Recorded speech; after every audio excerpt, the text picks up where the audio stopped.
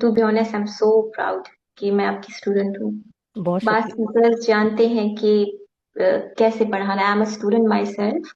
पूरी जिंदगी ये पढ़ाई करती रही हूँ। I have been studying with different teachers, different subjects, universities and everything. लेकिन बास टीचर्स एग्जैक्टली जानते हैं कि किसी को कैसे पढ़ाना है, कैसे लेके चलना है।